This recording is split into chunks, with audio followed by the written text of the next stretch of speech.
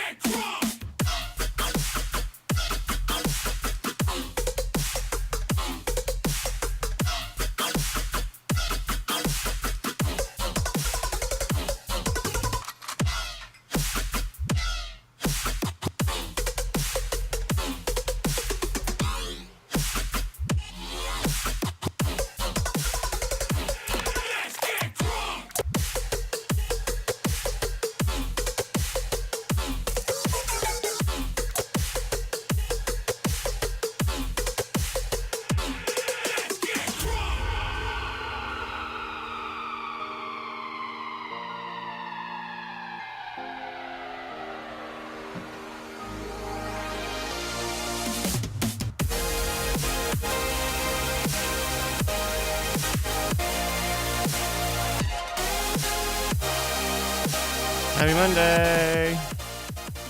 Happy Monday. What? What? I know. The weekend went by fast. Highly variable. But I hope everyone had a good one. Back for it. On a regular schedule now. We also, I believe, will be having a special guest for After Things. Brian Thomas Schmidt. That's right. Who is very, it's gonna be great. It's gonna be a real good show. Hi, everybody.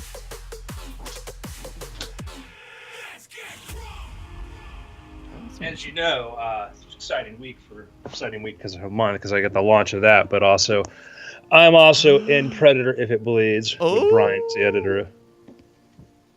You read a short story for it? Yes, I did. Nice. Look at you getting around town.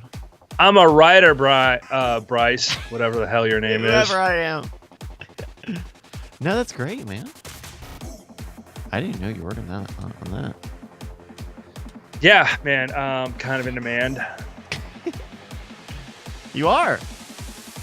Anybody? I kind of maybe begged my way into that one, but I mean, hey, that's how it goes. So we're waiting for Brian Brushwood and Justin Robert Young. Wish those guys took podcasting a little more seriously. You know what I'm saying, Bryce?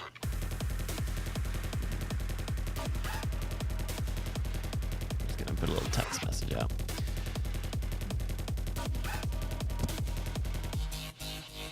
Oh, there's Justin. There's the juice.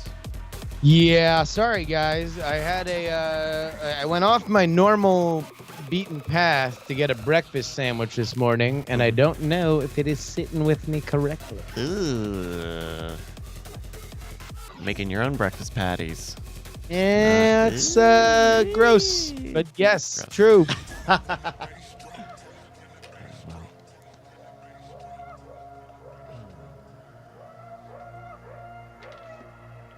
And then we'll have Core Killers after this. It'll be a good time. Good rock block. You and Justin, you and Scott are doing a new show, Unfriended. Is that right? Unfriend me. Unfriend me. Yeah, Tuesdays after TMS. That's cool. What's the quick pitch on that? The quick pitch on that is it's kind of a it's basically doing all the topics that people argue about on Facebook, but with kind of more of an emphasis on a historical perspective plus calls. So it's like more reasonable and about as chaotic as you could possibly make a show about hot button issues. Yeah, that's cool. And the first episode of that just went out last week, I think. Yeah, last week, and that was on the whole kneeling NFL protest. Ah, yeah. Very cool. Very cool. Very cool. Hi, Brian. Button. Hello. There he is. I press the hello button. It makes me say hello. Hello. Mm-hmm. Oh, man. Guys ready to do it? We're back on Mondays. Yeah, dude. Everything's back to normal. I'm not running a fever. No? Except for the fever for weird things. Oh, I see. A feverish thing. obsession. It's unhealthy. Yeah. That thing we're about to do. All right, well, Andrew, you're muted. We cannot hear you. It's part of the plan. Is that a new SpaceX shirt? Oh, is this a new SpaceX shirt? What do you mean, Brian? Loaded up on the merch. I got this day before the announcement. It came the day of. Nice. That's cool. Ooh, there we go. Nice save. Last minute save. GG. Sorry, I tried. No, you're good. You're good. You guys want to do a show? Mm-hmm. Mm-hmm. You good to go, Andrew? Let's do this. All right, let me count you in. Take it away. Wait. Oh, he's got a cough. Oh, he's coughing. Oh, no. He's invisible. He got a computer virus from me. I was sick, and then he got exposed. No, just runny nose. I'm all good. You all good now? All right. Yeah. Then take it away in 3, 2. Welcome to the Weird Things Podcast. I'm Andrew Main, joined by Justin Robert Young. Hello, friends. And Brian Brushwood. Man, last night I slept 8 hours in a row. First time in 2 weeks. Who's ready to get weird? This guy.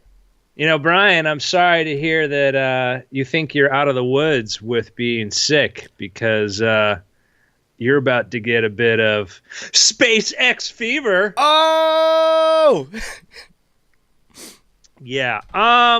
So listen, folks, for those of you that don't know, Mr. Elon Musk strode across the stage in Adelaide, Australia, which, by the way, he happened to be there because he was building the world's largest battery facility to help supply the Australian electrical grid. But that was just a side project for what he was there to do. What did he do? He blew our minds. I can't believe it's already, this was when it feels like a lifetime ago. Thursday? Yeah, it does. I had the high of excitement and you and I swapped texts and so on. And now all of a sudden it feels like I'm like, wow, that was just in the last week. That's how fast everything moves. So a year ago, we talked about his announcement when he first unveiled the plans, said, hey, we want to build a big ass rocket to go to Mars, to explore the solar system, et cetera. He said, this is the plan. He says, it's going to cost about $10 billion, et cetera, and all that. Our plan is Kickstarter, steel underpants, ... Yeah. And people are like, well, that's great, Elon. They're great that you're making a joke about that to pay for it. But, yeah, it's going to cost money. We're sorry. Your dream is dead. Dead. You can't figure out how to pay for this, which clearly you can't, let alone the technical things. And you might as well just give it up. Who do you think you are, Elon Musk? Elon went back to the drawing board, literally, and thought it through, thought about the economics of it, realized probably you can have a really great thing, but unless it's a dumb thing like a high-speed rail that with tremendous opportunities for graft, it's kind of hard to get the government and everybody on board with that. So you kind of got to figure out hey, I'm going to do this. If you like it, hop on board, but I'm not going to wait for you to say yes or no to give me permission. So what they unveiled was a scaled down version of the rocket they had last year. They scaled it down. The primary reason they scaled it down was economics, because the idea was, instead of building an entirely new factory to build the new rocket, they said, you know what? We could build it in our existing SpaceX facility in Hawthorne, California, which, I don't know, somebody here had been speculating that was something that might likely happen. We'd been talking about the likelihood that that's what we were probably going to see, and that was the announcement that they're going to use their existing facilities to do it. What we didn't say, what I didn't realize, was the whole point of that was, because people said, what about space, there? Well, what they're going to do is they're going to build up a bunch of Falcon 9 rockets, And then they're going to warehouse those. And then remember, guys, when we walked on the factory floor and we saw them where they were making the Merlin engines and the Octaweb and the fairings and all that? Yeah. That's going to be BFR. That's where they're going to be building the BFR rocket. They're going to replace the Falcon 9 rocket with the BFR rocket. It's not this, we're making Falcon 9s and we're making this other thing. Nope. They are iPodding the Falcon 9 with the BFR. They're like, we got an iPhone. What about iPod sales? Yeah, we'll still have a few laying around if you want them, but trust us, you're going to want the new thing. Yeah, that's a smart play. And so how scaled down is this from the grand vision that we had originally seen? Because it seems to me like it's going to be able to reach the same places just with a smaller cabin. Yeah, it's going to be, I think the payload to orbit is probably maybe like a third or something like that. It went from 12-meter diameter to 9 meters, so it's now going to be like 30 feet across. But there is a reduced payload, but it'll still be 150 tons to low Earth orbit, right? So it goes to orbit, it uses all its fuel to get there, and then it can dock, and they showed the video of how the thing's going to dock and refuel. So it'll go to just about all the places. It could go to Jupiter orbit, etc. You'd have to refuel there. I asked Elon a question on Twitter, which I do not expect an answer to, asking like, hey, what if you mated two of these together and used one of them as a booster that was fully fueled up and then had it eject and do what's called a lunar trajectory where the booster would just get captured by the moon and come back to the Earth?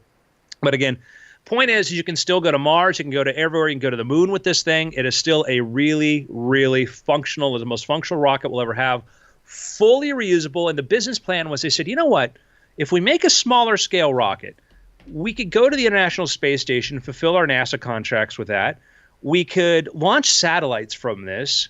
We could do other payload missions with this. So maybe that's the smart way moving forward, because we're getting these contracts instead of continuously building new Falcon 9s. What if we shift to this fully reusable rocket, and there's a time frame, maybe 10 or 15 years from now, where that becomes the most cost-effective thing? They showed a graph where they showed how cheap would this rocket be to launch compared to every other rocket that's launched from their Falcon 1s to Saturn 5s. This is the cheapest rocket ever, even cheaper than the Falcon 1 rocket, because when you're going towards full reusability, your primary cost is fuel. And the cost to give you an example of like a Falcon 9 rocket, to use what we're using now, it uses the same amount of fuel as like a Aerobus does to go, travel around the world. So it's like $200,000 in fuel. So I missed the first 20 minutes of this, but I did tune in for the last 40. Where he talked about Brian Brushwood, and his beard is just kind of weird, and he's just not as good. I really think the modern rogue. Jason Murphy's the real talent. I missed the beginning. Was there a moment of, hey, we screwed up, we went back to the drawing board, because until you said it just now, I didn't know there was any massively fundamental difference between this and the previous one. Yeah, I mean, he said that, hey, our initial plan, literally our plan of using Kickstarter, Underwear Pants Gnome, the Underwear Pants Gnome from South Park plan of funding it, wasn't going to work. He said literally that wasn't going to, that, and I think what they'd hoped for was last year, hoping for that there would have been a lot more interest from other parties, et cetera, right?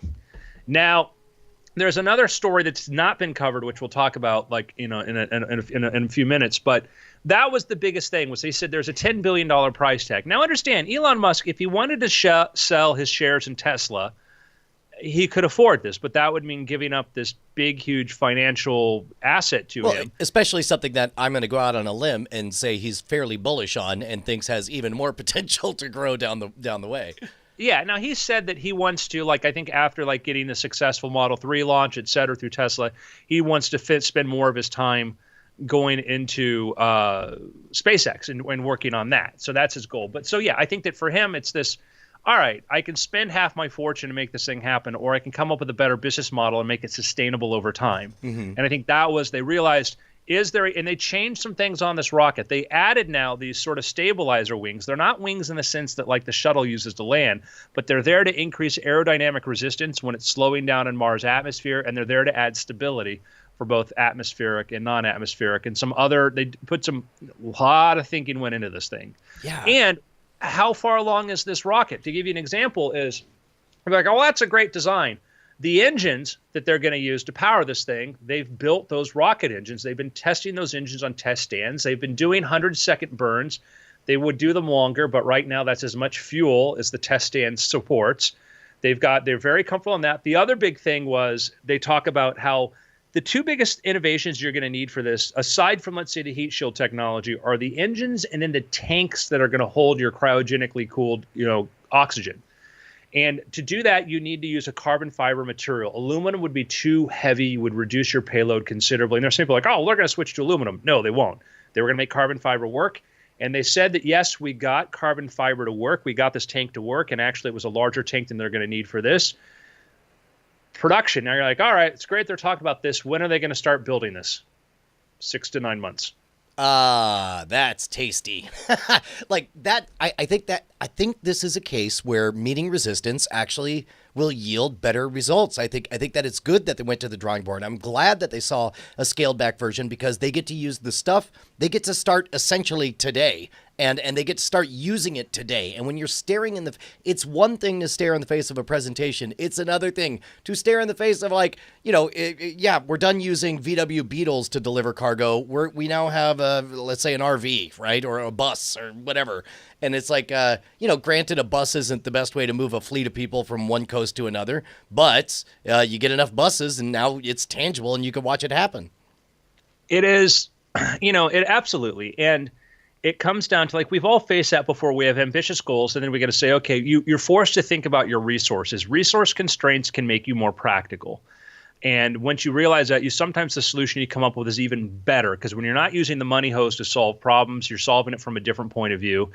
What's been exciting is that Robert Zubrin, who has been a big advocate for his Mars Express, for kind of a different approach towards going towards space, has been enthusiastic about that. It sounds very much like Zubrin and Elon sat down and Elon kind of explained the economics of what they're trying to do. Zubrin, who was a critic last year, has been enthusiastic about this now. Dude, that's great. And we're seeing other people that very because of conversations he's had with Elon, or yeah, implying that he said he's under NDA with what he's talked with SpaceX about. So he's very enthusiastic about this. So now, and we'll talk about the one more thing in a little bit, but let's talk about the time frame. So he says Elon Musk puts a slide up there and says, when do we expect? Their first goal is they want to send two unmanned spaceships to Mars to do tests at whatever, to measure it, et cetera, to put these things. They want to land two unmanned spaceships on Mars. Which time frame are we talking here? 2022. 5 years from now. Man, I expect to very likely still be alive by then. Brian, we hope so. We hope so. That's remarkable. That is there are two things that felt the most futuristic when I was a kid. One was going to Mars, and the other was self-driving cars and so on. And here we are at the precipice of having very real discussions about the legislation of it, about working out the legality of it, of whether or not this is something we want to tangibly invest in with our own money the moment we're able to. Future's rad, bro. It's pretty great. I mean, that's in context. That's before your eldest daughter graduates high school. Wow. So let's add to that. So that's 2022 for unmanned, manned on Mars. 2024. I would imagine take off from Mars. Well, and I would imagine that the second is based entirely on how well the first goes, right? Yes. So assuming 2022, because we have every 2 years there's a especially delightful window for us to send something over. So yes, shoot just literally anything, get it out. And even if all it does is just land and do probe stuff, but hopefully what it'll do is start building infrastructure, right? The fact that we have automation that's going to make it possible to start, pulling out the CO2 and making methane out of everything. So, and everybody's like, I've had people say they're not going to be able to make it. They're not going to make it. It's a goal. It's an ambitious goal. It's actually an ambitious goal. Elon said, yes, it's ambitious. And people talk about, well, Elon has been off before, and I'm going to make an argument here. I'm going to make a point. It is about to make a point. Elon has become more accurate in his estimates. Oh, as he ages? When he started off, before he had started a space company, a rocket company, before he had Tesla growing at the size that it was. He's making estimations based upon the best available information he has. After launching Tesla, trying to do the Model S and getting super ambitious with the Model X, and realizing when you have 10,000 part suppliers spread around the world, if one of them is under a delay, the whole thing slows down. With SpaceX realizing, you know what, if I have 5 engineers trying to solve this problem, we may not solve the same sort of problems that we're going to figure out when we have 50 engineers solving the same problem, but working together. He has become more effective. His time frames, for instance, the Model 3, the production model that shipped when he said it would, he says we're doing this production ramp up, and it looks like the production ramp up is increasing, and we're about to see a sharp increase on that. But he hit the production part when he said he would. He's in the middle of Australia putting together this big, huge battery facility there based upon output of the Gigafactory, and the Gigafactory is starting to reach like half capacity, and so he's getting better at estimating these things. The guy that stood on stage in Adelaide, Australia, Thursday night and said, we think we could do it in 2022 and 2024, is not the same guy that made guesses 3 years ago, 5 years ago, 10 years ago. I mean, does that mean we'll do it? I don't know. The chances are better, though. That's and to me, the idea that we're going to quibble on whether or not Elon Musk will hit it in 2022 misses the point on whether or not he is oftentimes late or imperfect on his predictions. He's fairly dead on him pointing to the wall and saying we're going to get over it, and then them getting over it. So, like the predictions that he has made, he has been far more productive about getting things done. And so the idea that we are now at such a short porch timetable on something so fantastic, to me, instead of pointing at whether or not the unmanned is going to be in 2022 and the manned is going to be in 24, or you bump everything 2 years back, I think that we're going to get something by that time frame, and I think that's super rad. Well, and when you put in your mind that bumping back 2 years equals just wait one season of Rick and Morty, it's sort of like, well, that doesn't sound so bad. I've already been through this twice. Yeah, I keep thinking about, like, my example is that, we're looking at a 2024 when we'll be talking about the last season of Westworld. Yeah, man. We're in those time frames. We're looking at the second DOI for one of the kids in Stranger Things. Oh, jeez.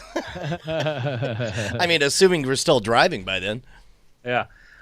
So, all right. So, I mean, let's think about this. So we're now, if we're 2 years off or 4 years off, that's still the most ambitious time frame. If he said, hey, I want to launch people there in 2028 or 29, whatever the next window is, that's still a decade before NASA has any sort of real, like NASA has their journey to Mars, but the NASA journey to Mars is not really based on any major technological leaps when it comes to reusability, and that's been the frustrating thing about it. Well, and that's really the key, is that if you can send this guy out to Mars and it can refuel and then just pop right back off and insert itself in an orbit, bringing it back to Earth, there's no reason that they can't do it. And man, that I don't know. It seems like a really smart play all the way around. I'm really excited about this. How much bigger is this scaled down version of the BFR?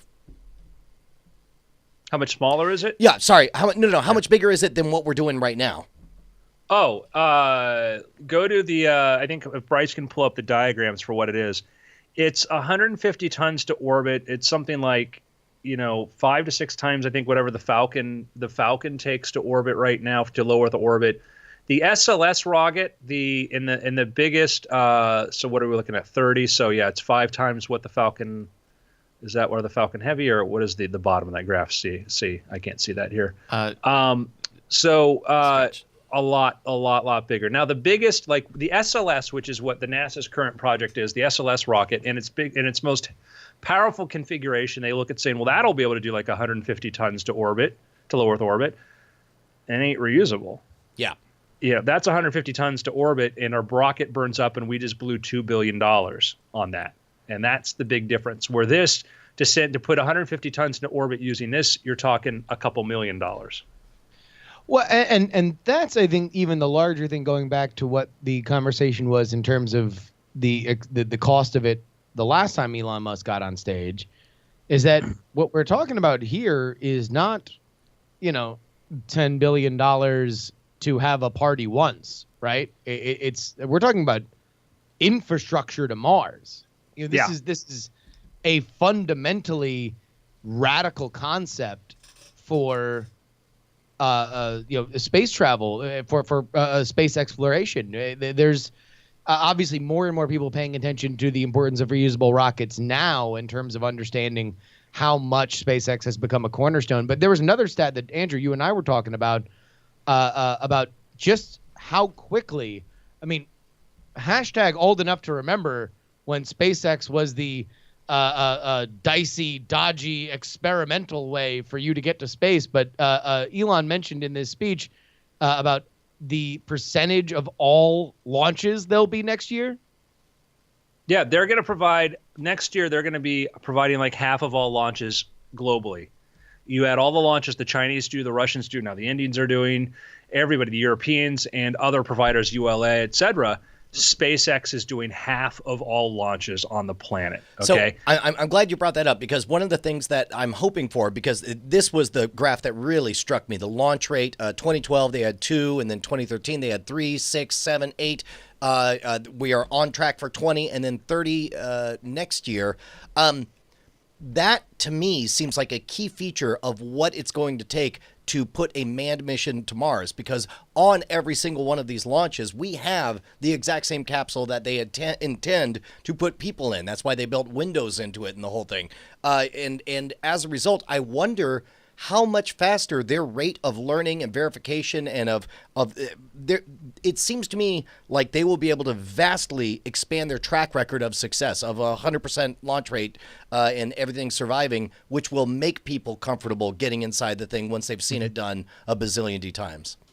Yeah, and that's what it comes down to. Is the goal is they want to make these things as reliable as airplanes. And here's the funny thing: rockets, from a technical point of view, a mechanical point of view, are actually simpler than airplanes. And it seems counterintuitive because they're rockets, but they have far fewer moving parts. Now, getting the math right, and the fact that, we've had millions and millions of plane flights to evaluate what wears down, what doesn't, that's the big difference. Is you're like, oh, well, this little grease that we use to make the rudder function finds out at 30,000 feet it evaporates, whatever. You have these sorts of things that this data you can only get from flying things over and over and over and over again.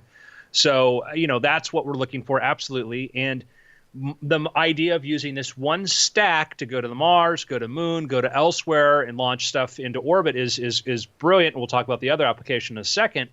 But it is, if you're looking at, like, we're talking about the SLS launching in 7 years, like the SLS, the bigger version that's supposed to launch like the same time SpaceX talking about, well, we want to be going to Mars with our rocket. And you have to ask yourself, okay, this rocket that realistically costs $2 billion per launch is over here on the launch pad. Down the road is another rocket that $2 billion would get us, like, I don't know, like 100 or so BFR launches. Yeah. Wow. And that's the crucial key here is, I think we need to fundamentally look at things differently for these big projects. This will obviously be the biggest thing that SpaceX has done in terms of, I think world news that is will capture everybody's attention. But part of it is that we want to do this so we do it forever. So it just becomes a thing that is done and not a science project. We had that, whoa, why did we stop going to the moon? It cost $1 billion a seat in 1969 to send people to the moon. If we wanted to keep going to the moon, it would have bankrupted us. We didn't come up with, because it was a program designed to use government contractors for a non-reusable structure. It was amazing what we did, but it was not a sustainable thing.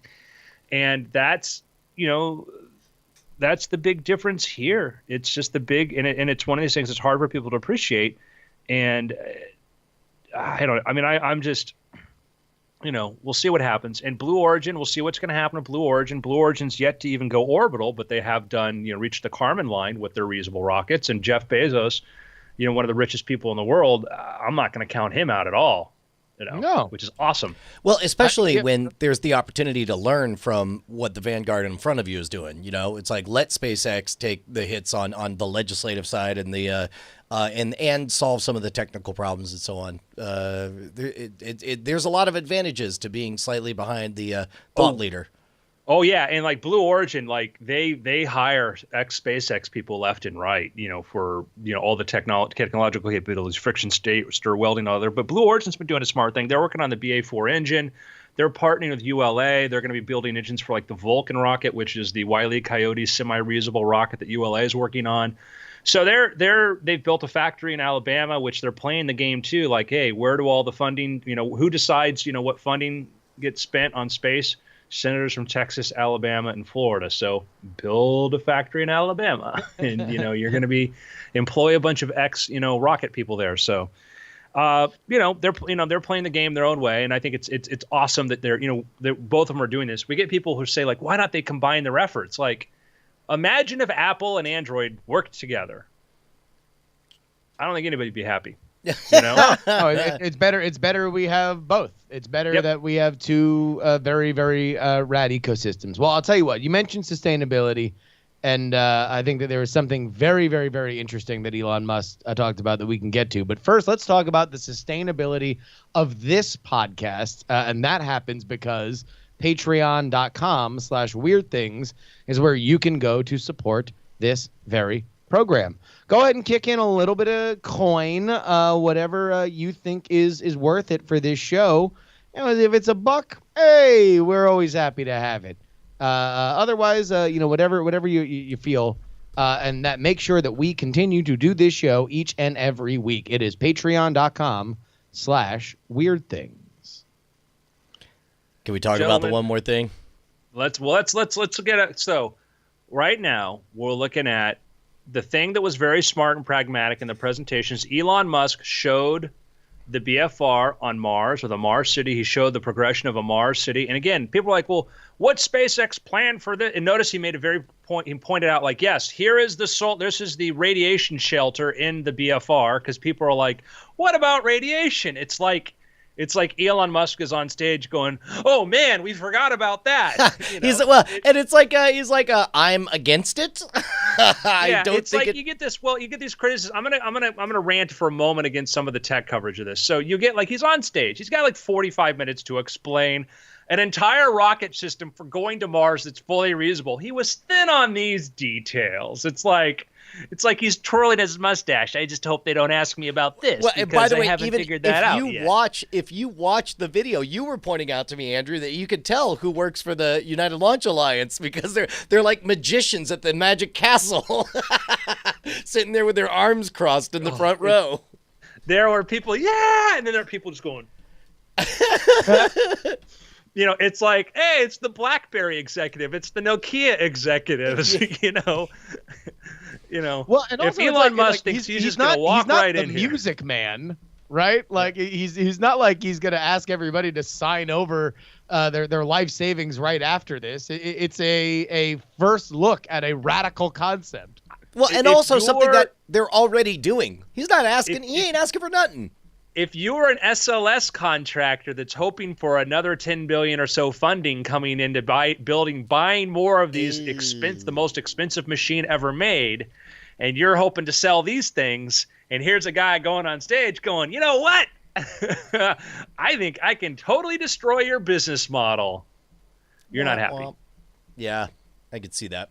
Hey, it was bad enough when I lost my job as a typewriter repairman and a buggy whip manufacturer. I thought I had a future in just one-time use rockets. So, little side rant. So I did a stream Thursday night. And I said, here's the thing that's going to annoy me, is that there's so many things we need to figure out. There's so many things that need to be answered, and there's a lot of reason for skepticism. 100% on board, and I have my own, what about this, what about this, what about this? But you get this immediate reaction where you get people in a rush to write articles on high-profile tech blogs and stuff who then say things that I would say were idiotic, like, man, this is another Silicon Valley guy feeding us a bunch of hype, kind of like that reaction. It's like, yeah, those people that gave us iPhones and Android and the internet. Those liars and con artists. But anyhow, my favorite was an article, and I won't say. I'm on the verge of saying what it is, but I won't tell you what it was. Somebody was criticizing it, saying they literally sounded like they woke up some aerospace guy, because he's like, well, I don't have the figures in front of me, but the trajectories for the other thing we'll talk about, I think that would kill people, which no. And the other one is like the last third of the article is like, another thing that hasn't been considered, and I read a paper on this, was the effect this would have on pilots. How will this affect pilots? The pilots piloting these sort of things. I don't even want to. I don't even want to grace any of that with an answer. I give it only Brian. A derisive snort. There are people out there, again, some of our audience may not fully and I'm like, okay, so is the pilot? What will the pilot do if, let's say, for one of the other mission, is the pilot going to press the button to launch it?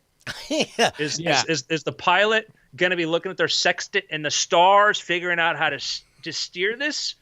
Is the pilot, when it's coming to do a millimeter precision landing that needs, literally billion calculations per second, are they going to be handling the landing on this? It's like when people ask SpaceX, they ask Elon, like, well, are you going to be training your own astronauts? And he's like, to do what? Yeah. Like we said, we fly mice on the Falcon 9.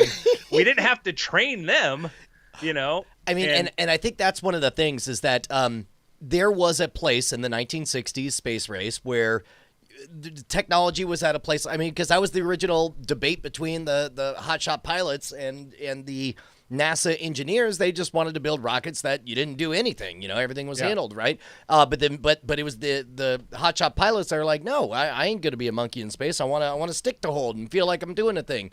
And of course that played well because the Cold War was essentially a PR war, right? And it's like, yeah, no, our superior human scientists and our human pilots are working together to create human spacecraft and so on. Whereas the reality is, like, I'm at a place now, I don't want my daughters to drive cars. I don't want humans touching. I don't want us controlling nothing. Somebody pointed out, well, radiation affects processors. Yes, that's why, I don't know, in the last 50 or so years of building spacecraft, we've learned to do massive redundancy on these things. These systems are very redundant. And again, you're going 17,000 miles an hour to launch. What person's going to handle this one, And then, I watched was Chris Hadfield, who's an amazing astronaut. He was talking about like, well, I don't think people are ready to get on board something there's not a pilot there. Are you kidding? If you look at the actual data for commercial airliner disasters, like really look at the data closely, you know what the largest cause of crashing is? Humans being in the cockpit. Yeah. No, it's drunk pilots, pilots that are too tired, suicidal pilots, drugs. Yeah. So, yeah, I'm okay with the totally computer controlled. Yes, mistakes will happen. And, fast forward, Andrew Main, who was the sole passenger, on this ironic episode of Weird Things that this guy you never heard of made. But listen, So anyhow, so we're like, hey, are you happy? We're building. We start next year building the rockets to take us to Mars. Pretty awesome. Pretty great. Well, that was a great episode of Weird Things. I think we're all done. There really isn't much more to. What more can we talk about, Brian? I mean, that's kind of it, right? I mean, we're gonna go to space. We're gonna go to Mars. I mean, it's not like you could do anything else with these rockets, right? As an aside, last year he made kind of a quip talking about if you had this rocket, you could also use it to go anywhere on the planet really, really quickly. Yeah, but why would you do that? What would the benefit be? It would cost so much. Well, there's the thing. So imagine, and again, let's be clear on these things. People are like, oh, they're loud, they're this, they're all this. Imagine the first airport, okay? Imagine the first time we did anything with the Concorde, whatever. Musk said, hey, if you have a rocket that can get you anywhere in the solar system and land, it can also get you anywhere on Earth in under an hour, in most places a half hour. And if it's fully reusable, where your costs are fuel costs, the fuel costs are not more really, and are using methane, it's not really that more outrageous than really what we're spending to fuel things like commercial airplanes. Yeah, but look, I've imagined what it's like to be an astronaut. You gotta wear a suit the night before, and it's everything is like pause and go no go, and it'll take just as long. You can't eat for like a night, like you're going to the doctor. Yeah, like, that's right. That's right. Like, you have to pee in your spacesuit, and it's like that's not a good way to do it. Man, look at airline pilots in the 1930s. You got to wear the cool leather jackets, the scarves, the eyeglasses, and all that. So there's that. So the plan is, Musk said, hey, and then they showed a video. And again, we don't know what the time frame is for this, and I have a theory on this. We'll get into, but we don't know the time frame for this. We're watching the video, and people are walking across a dock. And a sign says travel time 39 minutes to Shanghai. People are on a boat. They're leaving New York City, heading way out to sea because guess what? These rockets are loud. They're now on a floating platform. We assume it's floating platform where there is a BFR rocket and people are walking on board the rocket all nice and casual. They're getting onto a rocket out in the middle of the ocean. When it's taking off, right? It's flying. Now it's got the two stage, the booster and the upper stage. Okay. And then all of a sudden, once it breaks into the upper atmosphere, what's going to happen is we get our separation. That booster, well, all right. You're like, guys, this is a little far-fetched. I'm watching a rocket separate in two and a booster flying back to Earth. All right. Well, already, so far, I haven't seen anything we ain't done before. Okay. Now, what about an upper stage landing? I mean, it can't do that. Oh, wait, we have landed like the shuttle and we have landed rockets. So now the upper stage of the rocket, the spaceship part, is now landing out in the middle of the ocean or in front of Shanghai. Flight time, 39 minutes. 39 minutes from New York City to Shanghai. Hong Kong to Singapore, 22 minutes. Los Angeles to Toronto, 24 minutes. Bangkok to Dubai, 27 minutes. Tokyo to Singapore, 28 minutes. London to Dubai, 29 minutes. New York to London, 29 minutes. Los Angeles to Hong Kong, 36 minutes. So most long-distance trips in less than 30 minutes. So the idea is you build a platform out in the ocean or far enough away from where people will be really, really, really, annoyed by the sound, and you take off and you go basically into space. For comparison, the flight for me that I will take later this week from San Francisco to Los Angeles is about 47 minutes. Mm-hmm. The flight that I took last week to Las Vegas was about an hour and 30. So we are looking at, which, I mean, the trip to Vegas in the grand scheme of things, about a hop, skip, and a jump. Normally flights, even if they're closer, tend to not take any shorter than 40 minutes just because it takes time to get up and get down. It's insane. It is effectively saying worldwide travel is about as short as the shortest possible flight.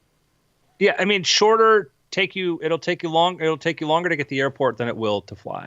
Okay. Yeah. Look, JC Cowan points out, well, the Earth is flat, so wake up, sheep. Well, that'll make it easier. Actually, that's what Elon Musk knows. It'll make it easier. It's the shh, don't tell. So, is this far fetched? 100%. Are there so many practical applications we have to think about? Absolutely. And I'm gonna flash back when we first talked about the Hyperloop, and I was probably the most bearish out of everybody here. I doubt that. I still don't like anything about the Hyperloop. I still think its prospects are extraordinarily dim. But people have ignored us, Brian, and there have been lots of funding going into that, and now we're looking at their planning to do like routes in Dubai and other places for this. Okay, right. So despite your and my pessimism on this, yeah, despite us, who are, arguably some of the biggest Elon Musk boosters around, thinking about all the regulatory and all this. And we did say things like, well, maybe in China, maybe like Dubai and other places like that. So what do you think? Like, if you could clear like New York or New Jersey, say, yeah, we're okay if this is offshore, a Dubai route. Well, and this is sort of the Or that BFR, not Hyperloop, because that would be dumb. But let me clear right. But I think this is that in a weird way this parallels telecommunications, because in the beginning we had copper wire, and AT&T said we're going to be the only game in town. All of you city folk are going to subsidize our ability to reach the rural folk and so on. And rural folk even today, there's in the net neutrality battle. You know, people are saying like, "Hey, it sucks. I only have one provider, and I'm out in the middle of nowhere, and you know, copper is the only thing." And we've talked about on this show. Well, it's like, well, meanwhile, it's like, you know, you fall for the fallacy of believing that some kind of attached wire is the only way to get internet, because that's what largely is the best solution right now. But in the future, who knows what might be possible? And of course, you know, we get stuff like Project Loon, and we get you know, all these Facebook and Google initiatives to bring everything wirelessly. We're talking about constellations of satellites, bringing broadband, making it totally ubiquitous. And I think in many ways Hyperloop makes sense because it's tangible. I understand you can have a train. I know what a train is, and I know a train going 4 times as fast would be great, and it would be great if it was safe and in tubes and all that stuff. Well, why not go with that? Because that's something I understand. It's that out-of-the-box thinking. Essentially, it's a wireless solution to deliver bodies all over the entire planet versus a wired solution. And a wired solution requires infrastructure, eminent domain, and you know, permission. You got to buy land, you got to buy infrastructure, and all that stuff. Whereas, man, you get these rocket things down, the world opens up, all worlds open up. Brian, that's a great analogy, and I think because we get the question, why are we against Hyperloop? We're not against Hyperloop. We love the idea. Yeah. The problem is just the reality of the way things. There are reasons why countries like Vietnam and Kenya got cell phones before people got landlines. There are reasons why we're in the 21st century, and you go to other lesser developed countries and they still don't have roads, because trying to do these bigger projects in the United States, we want to build things like these. We try to take a thing like a high-speed rail, like a perfect high-speed rail could be a great idea, maybe. But we end up saying, okay, well, it's going to be a little expensive here, so what we'll do is we'll use a lot of train corridor track. Okay, well, that train track ain't high-speed rail. That ain't high-speed rail. You're just building a little bit faster train. This ain't high speed. And you get so many compromises in trying to get the thing done because you have so many people who have to say yes or no to this, and everybody wants a piece of the pie. Everybody wants a piece of the pie, from every politician with a pet project to every company and construction company, et cetera, involved there. They all want to be part of it. Whereas if you go to like, hey, we're going to do wireless, like, let's get permission from the FCC, which is not always easy and a challenge in itself. But well, I don't have to get permission to put up telephone poles. I don't have to get permission to lay cables. I don't have to do this. So this is exactly like why wireless works. So, and I think Hyperloop will happen in some places. And I think it'll happen in some places, and then people will go, well, why don't we have it here? But it won't be. It's not a matter of how great the idea is. It's just the way infrastructure works. So here, I think we may see, you know, a route like I could see very conceivably, like, you know, if I think we're going to see, and I have an idea how this will get funded, by the way. I think we're going to see an interest, like if New York and New Jersey are like, if they're like, hey, the governors there are like, hey, listen, they're told like this will be safe. It's going to be far enough away. We're wanting to do this. There's going to be a lot of it's going to be. We still can't. You know why we can't land rockets? Yes, at Vandenberg Air Force Base. By the way, do you know this? I don't. Because there's like some endangered snail there. They're worried about. That's what I was told. Could be wrong, but it's environmental impact studies. You mean you might snort at it, but that snail, man, that's a charming snail. Yeah. So and not to make light of concerns about impact and environment, and we all understand that there are impacts on there, but some of these things become people who just are very much don't want you to do this thing, and they can become a way to stop you from doing this thing. And some of the ways to resolve these things are problematic. And again, we're not like, screw that. We're very much conscious of these things, but there are people who are in New York who just, and also let's say you're a company that does United Arab Emirates Airlines, or you're somebody who does a lot of those transatlantic routes. You could use environmental stuff to shut down your competition, and people don't know that it's you doing it too. Mm-hmm. So the plan is, so how expensive would this be, though? So Elon says, listen, hop on board rockets. He says, what's the acceleration? He said, it'll be 3 Gs, the same as a theme park ride. Yes, this will not be as easy as a ride as an airplane. Absolutely 100%. Would I rather spend 30 minutes on a roller coaster getting from here to Shanghai, or 20 GD hours on board an airplane. Yeah, dude. And I know you might say, "Oh, I'll sleep." As somebody who's made those trips, you can only sleep so much, and then you just get in your head, and it's not pleasant. I love the idea of a 3G roller coaster. Thank you very much. I've done a couple transatlantic flights, a couple trans-Pacific flights. Oh boy, I'll tell you what, they were when I was a well-seasoned traveler, they were a pain in the butt, and a few of them I was in first class for. Now that I have a more tender back that requires me standing up and stretching fairly often, and having the compression hurt your spine a little bit more, oh boy, do I not look forward to anything that long again. I'll take a 30-minute flight and Elon Musk belly punching me. Yeah. You know, this is the condition. I'm like, it's fine. I'd rather this than 20 hours on an airplane flight. I'm fine. Now, and so what's that? This idea is something that I do remember being bandied about even before Elon Musk. The idea of rocket transit around the world is something that has I remember been around for a long time.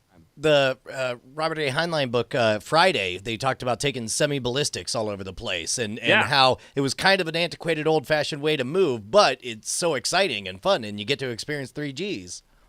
Yeah, so the cost, he says the cost would be about the same price as a full economy fare traveling to the same place.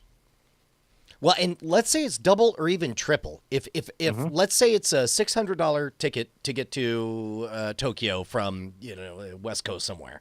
I mean, if I told you, it's going to be 15 hours, or you could pay triple, 1,800, and you'll get to fly there and you'll be there the entire experience. You won't go through traditional going to the airport, checking through and all that stuff. You just get on and then land, and it'll be 2 hours from now. You'll be in your hotel room in wherever, Shanghai, let's say. I mean, seems pretty right?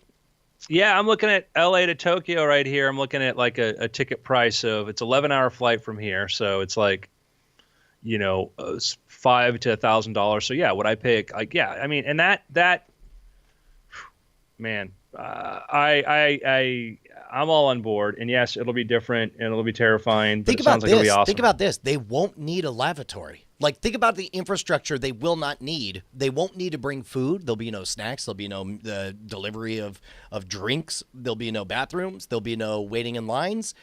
It will just be, like you said, a roller coaster ride. They don't have those amenities on a roller coaster because you're not going to be there long enough to need any of them.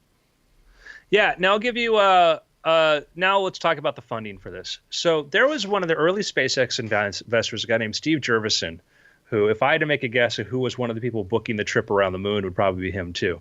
I think maybe the first time I publicly said that, but he's my guess. But anyhow, Jurvetson started a few months ago. There was a small announcement that he started a separate venture capital fund that is entirely focused on SpaceX efforts. So what does this mean? You're SpaceX.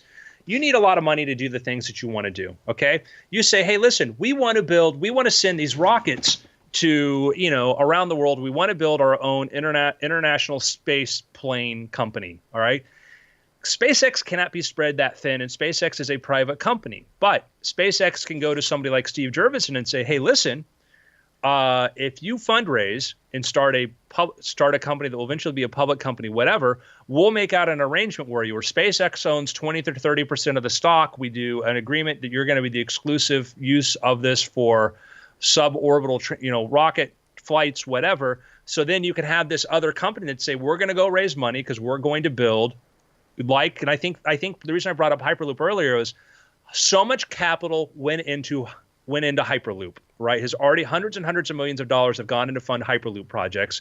And I think that surprised Elon Musk. I think that surprised him, is how much money there was out there willing to fund something like this. Mm-hmm. And I think that if you start something like a rocket transportation company like this, created as a separate company with an ally of SpaceX, and then go out and fundraise. You're like, well, Andrew, how much money could realistically be raised? Uber is worth $60 billion. Uber's had billions of dollars poured into this. Okay. So sounds to me like this is highly fundable, very, very fundable. And you could also say, listen, our goal is we will contract with SpaceX, but listen, if there's a better option using Blue Origin or whatever, we'll do this, but we think this is very viable. We're in exploratory phase, et cetera. So I think that's what's going to happen. Well, and that's what's rapidly becoming more realistic, and specifically with more of a standardization from SpaceX is the availability of the hardware. Uber has exploded because we know there's an abundance of cars, we know that there's an abundance of cell phones, and we know that there are people who want rides cheaper and easier than cabs, and people that will drive them. So it's just a matter of figuring out exactly how that, alchemy kind of comes together to make the most amount of money. For this, it's just the continued understanding that these rockets exist and are safe and can land, right? Yeah. Well, and that's the big question, and are safe. And the only thing that's going to quell the public's situation is nothing but a very, very long track record of perfection. And that's the problem, is that we pay an inordinate amount of money for the perception of safety to go from 99.9999999% to 100, even though largely that's fantasy we're buying into. But that's what we're built of, is an aversion to, there's either zero risk, some risk, or no, or all risk in our minds. Boring. Yeah, or boring, right? So, and you get the criticism. We saw this here, like, what if it only can carry 20 million people, 20 people at a time, the 300 million people on the planet? We're still going to have airplanes. And the argument, I saw this in this tech thing, like, it's another thing for rich D-bags, which it's like, listen, I have my criticism of companies that are trying to do like $250,000 suborbital flights that have no plan to make it cheaper. Like, I don't get excited about that. People are like, oh, what about them? Great. Who's that for? That's for rich D-bags. This is for this, and like, this horseless carriage, it's kind of expensive. Great if you're a 10,000-aire, Well, and that's the thing, is even if let's say all the accusations are 100% correct, and it is just rich D-bags doing it, I'm so fine with that, because they are subsidizing the infrastructure for the rest of us. If they want to spend ridiculous, and essentially that's what happened with the Tesla Roadster. Elon Musk was smart enough to say, let's target the high-end rich D-bags. Let's give them a toy that makes it possible, and it will be stupidly expensive. We won't make a lot of money on it, but we will have an engine to financially support our research that will eventually make it down to everybody. Yeah, and that's what it comes down to, is yes, phase one might be a really high-end, super more expensive than the first-class route. Air travel was not for everybody. Now everybody can afford, the amount of time you can work in a minimum wage job to actually afford air travel has changed considerably. It's cheaper now. It's cheaper now to fly. Computers were not for everybody. Cell phones were not for everybody, okay? Now they're encroaching towards the rest of the world, okay? And we can either say, no, boo, it won't be free for everybody up front, and we don't get anything cool. So yeah, I'm not for that. Yeah, take that back to your coffee shop, hipsters. All right, well, fine. I'm going to go back and read my Trotsky while you guys enjoy ruining the future. So, listen, Van Killer points out again. That's the idea here, and for the rockets. I mean, hell, listen, if the rich D-bags also are the ones subsidizing the less safe portion of this, when we are at the beginning of the rockets launching and landing kind of thing, I think it's fine. It's fine. Yep. So we have a guest coming up on After Things, Brian Thomas Schmidt, who is the editor of Predator If It Bleeds, which is a book I've actually contributed to. So we're gonna skip Journey Quest this week, and oh man, it's gonna be a doozy. Brian is gonna have to make some ethical choices, and I don't think he's gonna make the right ones, because there may be no right choice. I just want to do Andrew has ensured that there is no right choice. Yeah. Quick shameless plug. Yesterday was the official launch day for The Naturalist. My book, The Naturalist. Okay, so now, I already bought the Kindle version. Let's say, so now I could double dip and I could buy it again in paperback, right? So I'm just I go to the just search for The Naturalist or Audible. It's on Audible. It's on that's happening right now. That's happening right now. I know what my pick for next week is going to be. Audible. Okay, all right. So I'm going to buy it both in paperback and on Audible. All the formats. Paperback. So, and is it in it's today? yesterday was the official launch, so it's available now. And all That's the right. formats. I already pre-ordered it. That's okay. So that's already going to be on its way. This is the book that spent in the most of last month at the #1 spot. I was just blown away by the reaction to it. It's been phenomenal. It's been a very, very exciting ride, and I might have more stuff to talk about it. We'll see. But yeah, it's available in Audible. It's available in all the formats for all the peoples everywhere around the world. I got it right now. It's coming tomorrow. Dude, here we go. I'm going to add to cart right now. I'm going to spend 1 Audible credit because I went to audible.com/rogue, ROGUE, to sign up for it. Sweet. Let me check my dashboard. Yep, Brian Brushwood's money just got deposited. Fantastic. Nice. Yeah. I love you, the future. Yeah.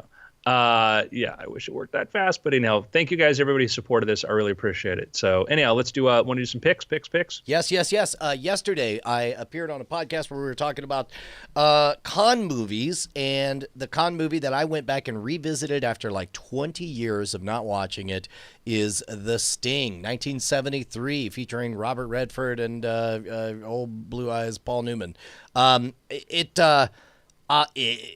It holds up in this timeless, strange other way because on the one hand, the pacing in the movie making is super old-fashioned because it's a 45-year-old movie. But on the flip side, that's fine because it's also it's an even older setting for it, right? Except for the one scene where you definitely see an old-fashioned car drive up, and in the background is definitely the 1970s skyline of Los Angeles. But having said that, it was it really, really holds up. And it was interesting talking to other people who were and were not familiar with the movie because they didn't know. They're like, well, it seems like this scam was a little far-fetched. And it was fun for me to be the guy that says, oh, no, you don't understand. Everything that's in there is in there because historically it was a very effective scam. And there's all these tales of all these people who were able to do it. There was even one moment that I got totally fooled by a magic trick. John Scarney, the incredible, talented magician who had consulted for many casinos, he did the handwork for Paul Newman during the card scenes. And there's this one moment where you see a green felt table. You see the hands of ostensibly Paul Newman as he shuffles cards, and then he flips over the top card. It's an ace. He deals down a few cards. Flips over the top card. It's still an ace. He deals down a few cards. Flips over the top cards. It's an ace. Then there's some fancy shuffles and all that stuff. And then the very last move he does is he spreads out the card on the green table, and then he flips him over in a ribbon spread with his hand, and then the camera pans up, and you see Paul Newman. And for a split second, I was like, wait, no. And then going back frame by frame, you can see that it's all locked on the hands. He does the ribbon spread, and it's obvious that, one person got up, the other one sat down, and all Paul Newman had to do was flip the cards over and look beautiful with his blue eyes. But man, it really, really holds up, and I'm really bummed that I couldn't talk my kids into watching it because it's an old movie. Someday. It is a fascinating movie, and next time you're at the castle, I'll introduce you. There's a gentleman, Howard, who's usually sitting at the table near where Di Vernon's bust is, and he's knows a lot of great con stories, knew a lot of interesting con men, and just old school in some of the stories too about curtain running cons too. I met a guy, one of his friends, one of their friends was a guy that goes to casinos and wheelchairs and stuff, and it's got all of these amazing sort of grifts and things he does. So. Just put it this way, if you're a pro football player, thank you. The con man community thanks you.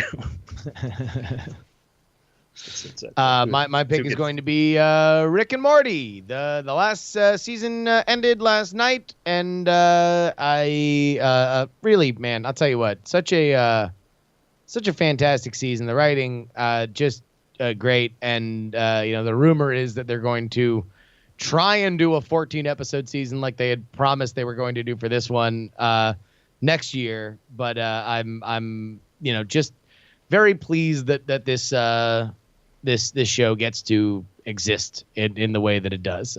So fun. Yeah, I feel like last season was much stronger than this one overall, and some of the themes on this one just to me were all right, we're going to do this again. It's fine. It'll be entertaining. There have been some amazing, outstanding episodes. This one left me a little bit more like, like you guys know where you're really good at, but you don't want to go there. But anyhow, it's still an amazing show. I'm with you because I think the strength of the season as a whole unit is behind season 2, maybe behind season 1 even. But it's very, very heterogeneous. When it is good, it is the best. Like 3 of the episodes from this season enter the pantheon of top 10, and I don't see anything knocking them off. Agreed. Totally agree. There was some fantastic stuff here. So, but it was just other parts you're like, all right, this is, we're making progress. Oh, no, we're not. But anyhow, what an amazing, amazing show. And sometimes we're fearful to criticize things because we don't want them to go away. My pick is this. Blade Runner, the original version, the theatrical version with the narration. If you've never seen Blade Runner before, you need to watch it with the narration first. This is a controversial issue, but if you watch it, people who love Blade Runner almost invariably saw it with the narration first, but they'll tell you, oh, watch the one without the narration. You miss certain things and you don't know as much as what's going on if you see it without the narration, in my opinion. Mm-hmm. See Blade Runner, watch the original version with narration, then watch Ridley Scott's version that is his final form of it. My take. That's my take on that. Blade Runner 2049 comes out Thursday, Friday, and the reviews for that are amazing. I got to admit, I'm pretty surprised and delighted and thrilled to hear that. Yeah, Denis Villeneuve, who's the director, he directed Arrival, he directed Sicario. He is probably one of the greatest working directors today. Seems like he's hit a home run with this. And he also says, they asked him, what's his favorite version? He says, well, I saw the theatrical version first with the voiceover, and that's the one I fell in love with. So listen, don't listen to me. Listen to him. Yeah. Makes sense to me. Man, I guess we're already going into after things. By the way, don't forget, if you are a patron, you get to listen to them back to back, just like the rest of us. Otherwise, make sure to pick up the after things feeds where we talk about what it's like to be an independent creative. Gentlemen, it's been weird. Yeah. vMix crashed on me. Which is that what happened? Oh, yeah, that was a convenient time. Yeah. Good job, team. Yeah, good work, everybody. Here, I'm gonna. We're gonna get Brian on the line. I might have to restart this whole computer. Okay. I'm gonna use restroom. Okay, cool. We're probably gonna go black, but we're gonna have a little bit of music as I try to fix all of this. Oh boy. Why are you doing this to me? Kill vMix, please. Kill some Skypes. What are we doing here? I've got Windows, right? Oh yeah, okay, we're gonna just shut this ship down. Okay, restart. Restart anyway. No! Oh, son of a fuck! Shit.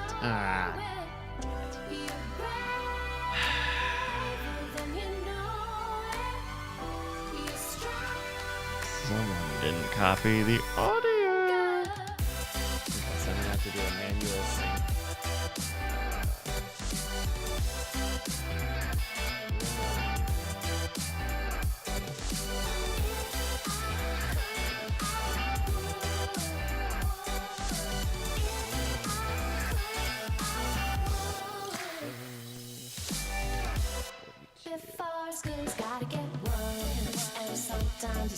I had just enough functionality too where I probably could have been able to stop that recording and save it, but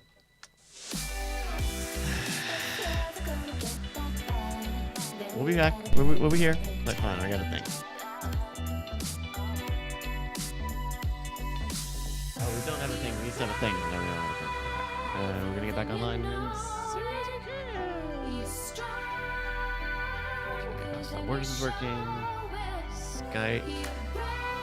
It's you know what I'm gonna blame it on is new Windows 10. We got some big Windows 10 update and like everything, all of the sounds got turned back on, all of just a bunch of just gobbledy-goo. And then there's another like big update to Skype, and they're like, "Do you want to try the new version of Skype?" Which we very much do not want to try to do. I don't know if it's a creator up. No, I think it's newer because I think we did. And Greebog, we don't even need to worry about that. We do have the video backup, so we are not in the worst position we've ever been in. Oh man. Oh great. Okay. Well, at least I have some of what I've had. Okay, so we're gonna call Brian. Oh, we're gonna have to do. Brian. Drew. Oh.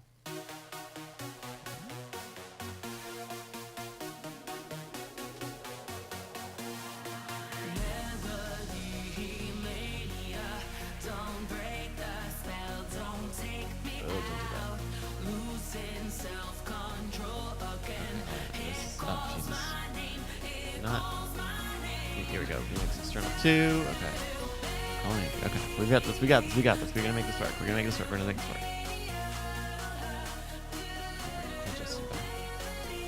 Juice.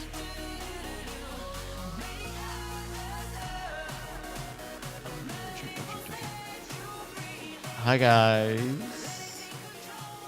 Hello. So Andrew, I'm gonna put Brian on your call. What do I do? Nothing. All right then. Fine. Oh, actually, did you add us as a contact here on Skype on this different Skype that we called you on? I sent a contact request if you're able to. I think you're a contact now. Here we go. Perfect.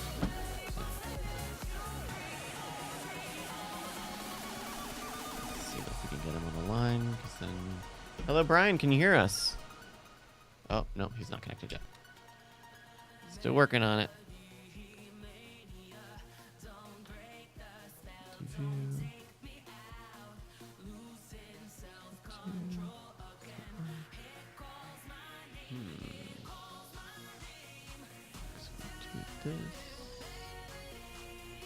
All right, I'm not hearing anything, but that's okay. Let me fix this.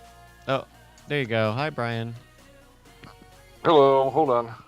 No worries. Take your time. Put the headset on because I don't know why I'm not hearing anything, but I know the headset will work. All right. There we go. Are you able to hear us now? Just going to keep talking so that you've got something you can test against once you get all of your audio stuff set up. Go ahead. I'm sorry. How's I that? interrupted. Go ahead. Oh, no. Can you? We're just trying to make sure you can hear us. I can hear you.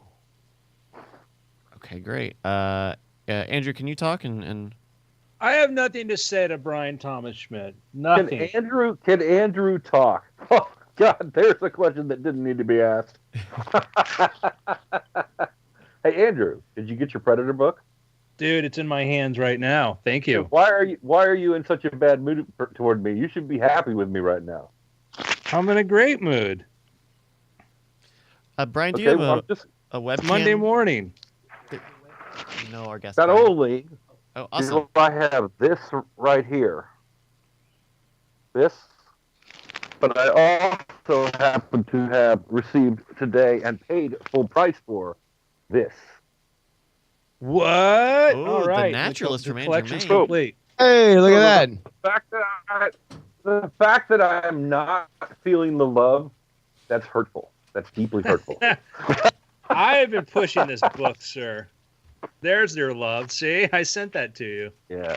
My baby missed me. I just got home. I literally just got home from St. Louis, 15 minutes ago. And my dogs haven't seen me for 5 days. So my dogs are glad you're able to relax there. Yeah, that's why I'm relaxing. Sorry, but I'm tired, man. If I start snoring, you can just fill in the gaps, you know. But now I'll turn the audio off, the video off, so you don't have to watch me because you don't need to see this. This is embarrassing. No, that might appeal to a certain sector of our audience, you know. You don't video do this. Do you video do this? Do I need to get all dressed up and nice? We're on video. We video the live portion of it. Oh, But so I you need can to go. on You can just do. You don't have to go on video. Yeah, no, if you don't want have to do So video if you're not feeling it. Well, You're well, feeling I kind jet of lagged. look. We understand. I'm jet lagged and I kind of look crappy, so I probably shouldn't. Yeah, no worries. I just throw on a SpaceX t-shirt and hat. It's kind of what I do. Yeah. But you're more charismatic than I am. It takes know. me a lot more than magic to look good.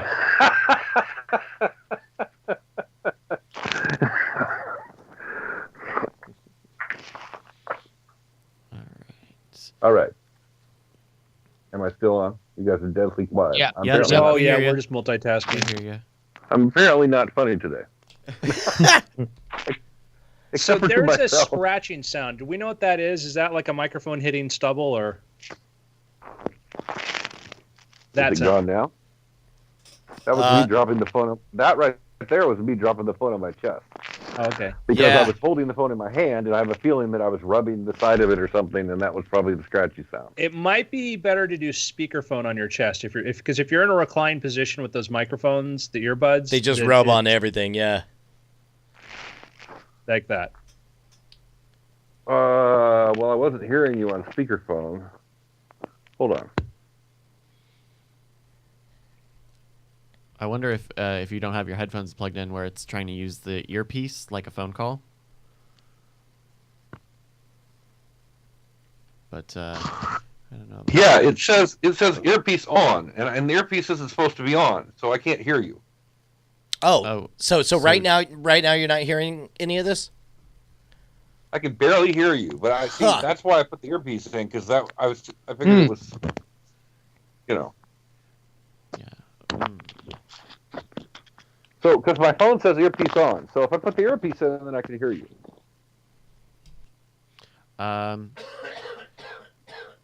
So now I can hear you. Okay. Could you Are you hear still doing Brian's stretching sounds? super loud cough over Bryce's mic? Oh, wait. Oh, wow. Is that how loud You're it was? coughing pretty loud. I'm sorry, man. I'm doing my best. I mean, Yeah, listen, Brian, like, heal what do you- thyself. You know what I noticed over the weekend is that my cough is gone, except when everybody when we start riffing and stuff gets funny, and then I'm just the most It's all annoying, over. loud, honking. Yeah, exactly. Sorry. That was my dog. I'm just kidding. Okay. Well, I think we're about good to go. Question mark. Are you still hearing a scratchy sound? Because I haven't touched the phone in a bit. It's just sitting there. So Much less than before. I think as long as you're not moving around too much, you should be fine. okay, dogs, quiet. You don't need to bark right now. You don't get to be on the show. They're all excited. It's so funny. Ugh, sound. Okay. How are you feeling, Andrew? Fantastic.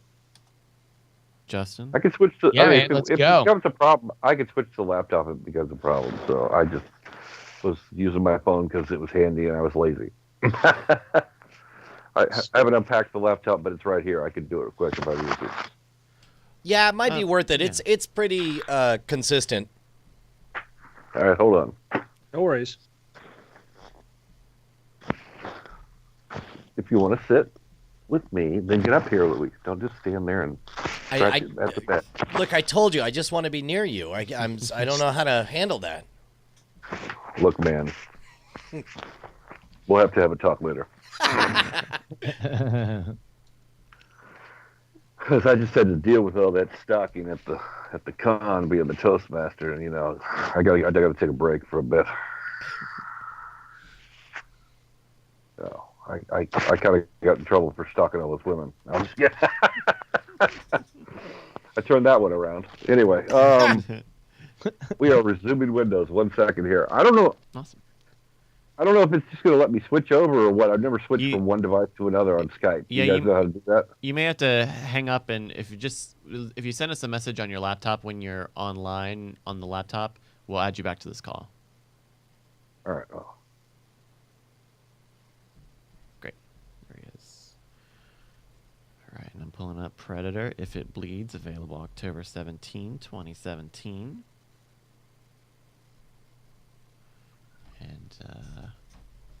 we'll get the show rolling in just a moment, everybody. Thank you for your patience. Here on the Weird Things and Everything podcast. Ooh, Andrew, looking dramatic in that CinemaScope. Yeah, look at that. Presented as David the Lean framed this shot.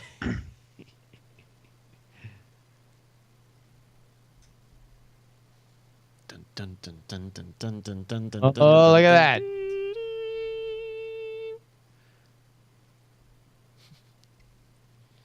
So what's never mind. Check.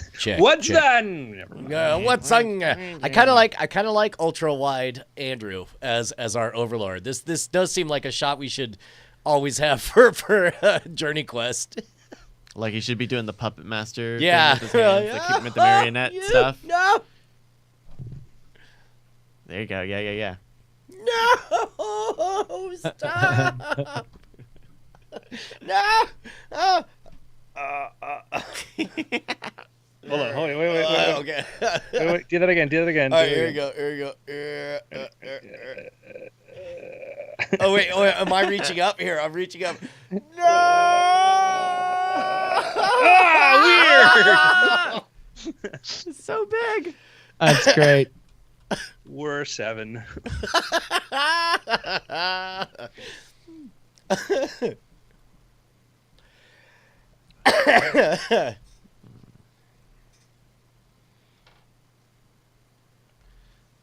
So let's see what we get. Somebody sent in Court Killers a letter they wrote HBO after drinking a third of a bottle of vodka. Oh. Was it me? No. You can see it in the Court Killers. Oh thing. yeah, I'll look into the document a little bit. By the way, Justin, I'm sorry I didn't call back yesterday, but thank you for providing the opening audio for today's episode of Cord Killers. Wait, you're gonna use that as the opening audio? I'm pretty sure. I don't think you cursed during it. Can I? Yeah, to give it a listen before you play it live. Sometimes our voicemails to each other can get a little blue out of the blue. Oh, he's listening now. Okay, he's not, okay. Yeah, all right. Okay. Yeah, all right. Okay. Yeah, all right. Okay. All right. Okay. Yeah.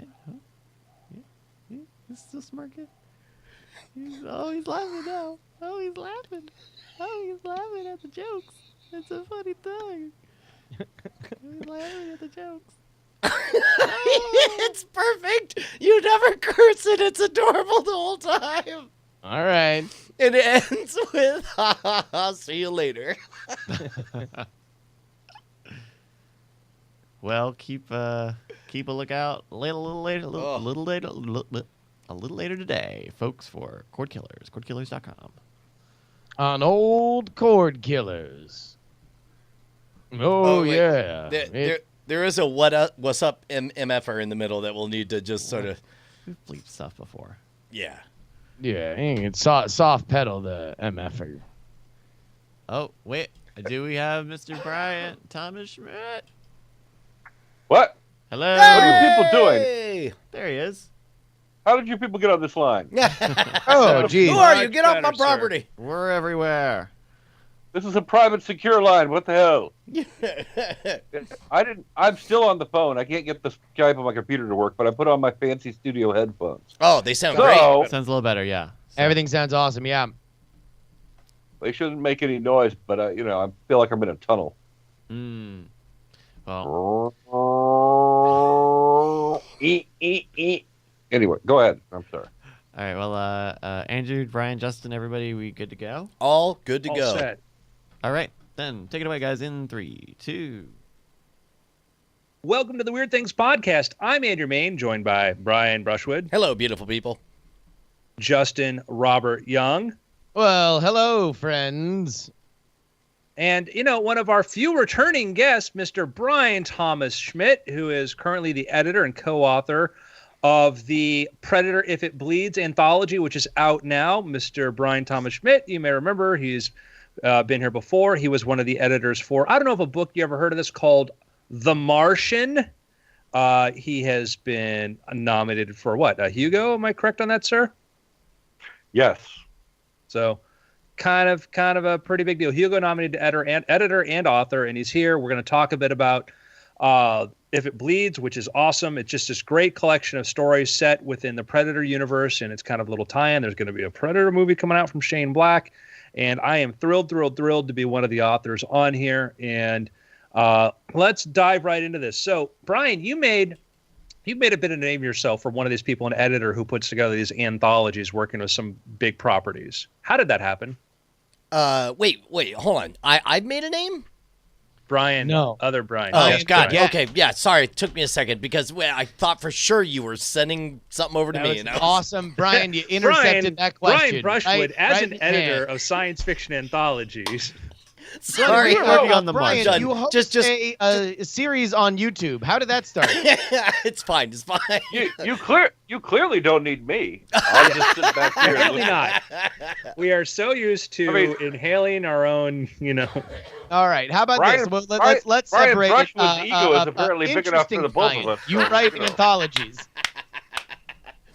Sorry, what was that, so- Justin? Oh no, I was joking. I was trying to throw to Brian. Oh, Go, got it. Brian, not the bad Brian, good Brian. Go talk.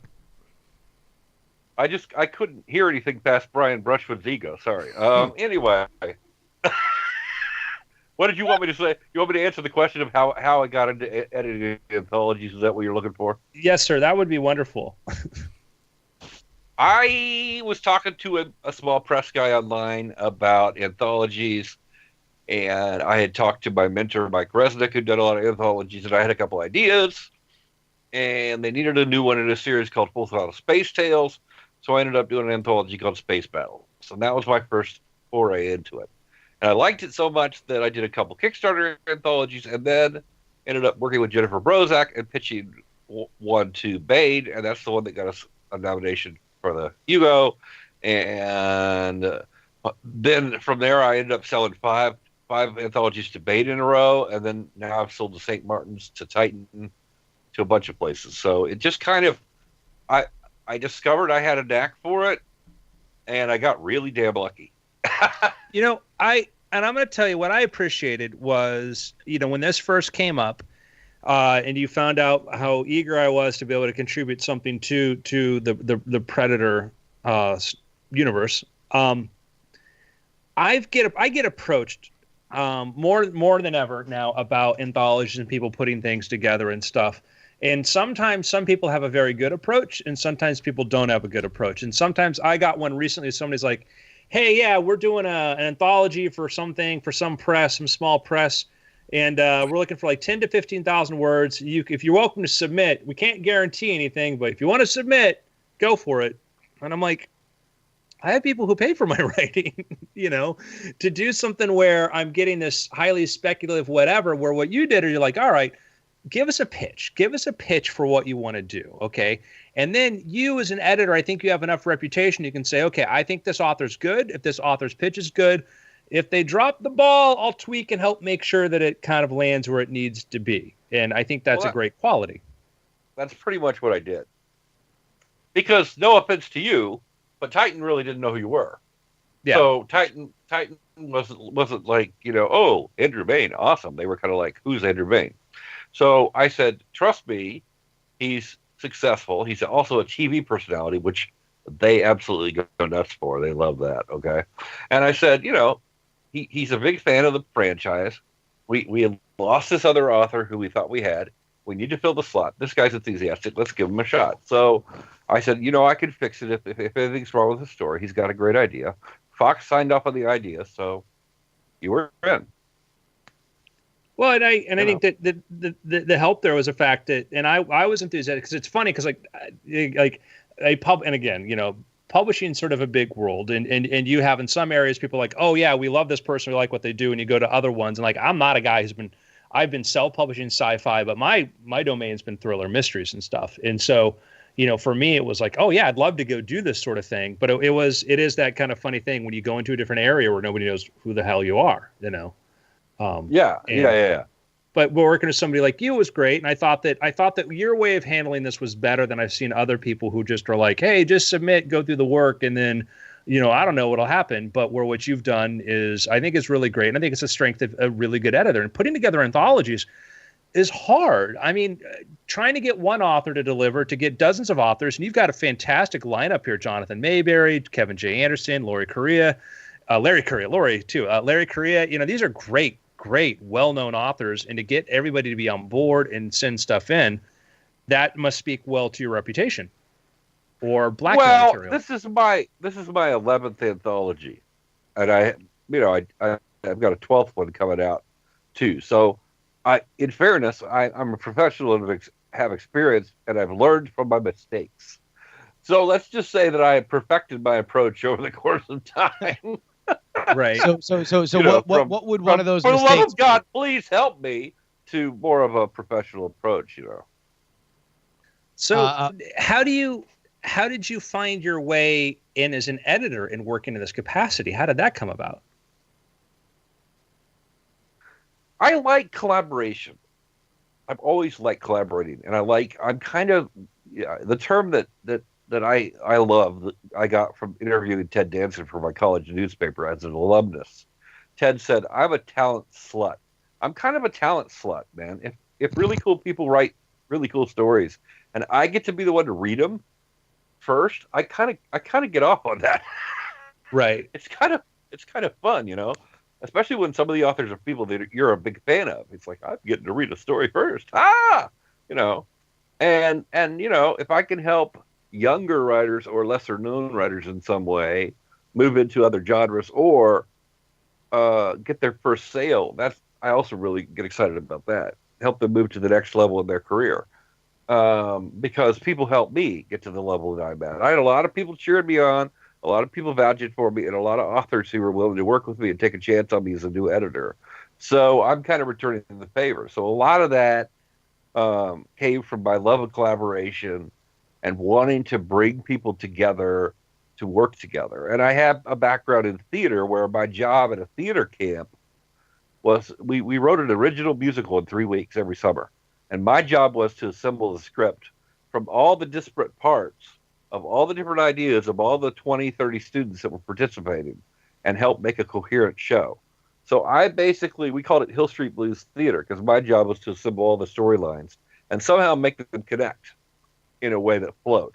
So I'm really good at working with multiple people and multitasking that way. I think it lends itself to editing anthologies. Well, so an anthology is comprised of a bunch of short stories. And I found it was kind of funny because I have people ask me, like, hey, do you think short stories are a great way to get into novels? And my answer was, I have an easier time writing a novel than a short story. It's just the way I think. And ideally, if I was a more well-rounded author, I'd be able to do all of those things. But how do you feel a short story path as a way to get into novels, et cetera, larger formats? Yeah, you're number 5 best-selling UK Amazon author of the year. Yeah, you suck, man. You're awful. I'm telling you, it's just a talent that some people have and some don't. And well, I mean, I did spend all last month almost number 1 for the entire month, but that's not important. And make sure all I'm trying to say, Andrew, is you don't have to go to therapy for this. You're okay. Okay. The reality of it is, I've always been better at long form too, because that's what I read and grew up on.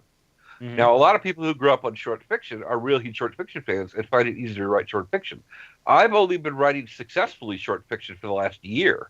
I had to learn it. It took me editing 9 or 10 anthologies to really get to the point where I felt confident and could actually get a pro sale out of my short fiction. And most of those have been collaborations with people. And so, it's not my strength as a writer, but I am good at editing them. And because I got good at editing them and I understood how they worked, I became able to write them. So there are a lot of writers Mike Resnick, who's one of the most prolific short story writers and one of the most award-winning in all of science fiction. Started out as a novelist, didn't start writing, till 25 years in, he started writing short stories finally. And now he writes a ton of short stories. But he was originally only writing novels because that's where the money was. So, you're not alone in that. I think it does take, it's a different kind of approach, and it is not one that is easily mastered by somebody who's mastered the other. You really have to adjust how you think about story. And in the same way, going from short story writing to novels can be a challenge. What's the market like now? Because it used to seem like there was a much bigger market for short stories. It seems like it's not so much there anymore, even though I would think almost as how easy it is to publish now that it would be. Well, the science fiction and fantasy market is very strong. Okay. There's tons of short fiction options. Many of them now are online. But there's tons of professional paying markets for science fiction, fantasy, and even horror. But outside of that, there's only a few for mystery, and there's only a few for other things. It's just that the foundation of science fiction and fantasy, in part, has been so inspired by short fiction that we've kept it as a core value of our subgenres to a degree that we have maintained and continue to support the venues to keep them alive. And I don't think it always happens that way in other genres. So you may, as a guy who's saying you haven't written a lot of sci-fi, you came from thrillers in a different genre. You may be saying, the thriller market doesn't have a lot of opportunities. The science fiction market does. Yeah, I've self-published sci-fi. I've watched, I've had a number of, sci-fi books that I self-published make it into the best-selling, sci-fi and stuff in the top 10 and stuff and get optioned and stuff. I know. I know because I've seen some of your books. I'm just saying that. Yeah. I know, but you've concentrated more in other genres. That's all I'm saying. Oh yeah, and I'd say, but it's as a market, I don't know anything about it. I literally don't know anything about the formal professional market of that. It's been a passion for me, and I know that there's an avid reader base there. But yeah, I wouldn't have known where to begin, or if I wrote a science fiction story, whatever to do. I had Orbital and Station Breaker, Tantor Audio came to me and said, let's do the audiobooks. But other than that, like the first commissioned piece of sci-fi I've done is with you. That's the first time because it's just. I talk a lot about writing. I have a lot of answers, but there are things I don't know anything about. But would the reshifting of that market be in that magazines used to be a place where a lot of short fiction was purchased, and now that has kind of shifted? Like what has taken the place in science fiction and genre for what used to be magazines and subscriptions and stuff like that? If you look at, there's 3 big print magazines that are still around, okay, and there are 2 that are owned by Dell, which also has 2 big mystery magazines. These science fiction magazines, Analog and Asimov's, have circulations in like the 20,000 range, okay. Okay. The next best thing is about 15,000 circulations. So that's fantasy and science fiction magazine. And then you get to the online market where circulations are much smaller, but access is much greater. So they probably get a lot more hits than they have people that actually buy the subscription. So I think what happened is the viability of producing magazines, the cost of it has changed. Also, I don't know if you've noticed this, Andrew lives in Los Angeles. I don't know where you guys live. I live in Ottawa, Kansas. There's like the only place here that there's a newsstand, I think, is the grocery store, and it's not much of a newsstand. There's not newsstands on the corner like there are in Los Angeles and New York and stuff, and so newsstands are not a big deal anymore like they used to be. So finding a place to sell these and get them in front of potential buyers has become less and less. Even as bookstores have died out, it's been really hard. So that's been really hard on the magazine market, and circulations have dropped, and more people were seeking information online, and it's just more people want the ebook version. It's just there's all kinds of factors that come into it, but it is expensive to produce magazines and put them out there because you can't just print on demand with them. Usually, you have to print thousands of copies and have some idea of how many you need to put out there in the store and how many you're going to send out to your subscribers and so on and so forth. And it's it's complicated, a lot of paper and whatever. So. It's certainly a market, and everything just changes so much because, I talk a bit about like what I did 6 years ago, but things have changed just dramatically since then. And then I talk to traditional publishers, and it's like they feel like sometimes they're 15 years behind or 20 years behind. Absolutely. Well, I'm curious if is there any parallel in Magic to that, or is Magic pretty much more steady and that I mean, I would assume magic is a little steadier in some way. I would definitely agree with the sentiment that magic endeavors to exist in a steady state forever. In fact, the biggest rifts in magic are, when outside influences force change, and magicians are fairly resistant to it. They love the novelty of new, innovative ways to fool people. They're less thrilled about new, innovative ways to spread the secrets of their art. I got you. Okay, well, I was thinking that, I was wondering if there was any kind of comparison. I mean, everybody goes through change, but there are art forms that tend to be a little more resistant to it just by nature than others. But I know with the magazines in particular, magazine reading still as a general form is becoming more and more something people do. Less and less do we have, 50 subscriptions in our house, and more do we just read them when we go to the doctor's office, kind of thing, or look for them online and don't want to pay to have them in our house. Yeah. So that's a big part of what's happened. I would say that success in magic happens to people who innovate and change, and I think that the problem is that magicians who are trying to figure out why they're not getting traction are the ones that are trying to do things the way that they were done before, and that world has changed. If you're trying to go to Las Vegas to become a star like Siegfried and Roy did, it's not going to work the same. If you're trying to get a TV special like David Copperfield did to be famous, it's not going to work the way that did. And I would say that, in this day and age that, you get people who are trying to do YouTube as magicians on YouTube, and their product is indistinguishable from everybody else doing YouTube magic prank stuff. That's hard. And maybe you get a moment of a clip that gets a lot of traction, but that's not going to change itself into a stage show or whatever. And I think you have to look at, I'm biased because Brian's my buddy, but you have to look at somebody like Brian, who has this balance of like, hey, what makes a magician special and interesting? And so he's created multiple YouTube shows for this stuff and done television and does these things and built a sustainable enterprise. And I've been with Brian in public, and people come up and recognize Brian because of, the internet. But Brian isn't trying to do the same thing now that he was doing 5 years ago. Yeah. As a matter of fact, I had an idea recently, and I'm going to save it to share with you guys off air. And then maybe in a future After Things episode, I'll pitch it to you.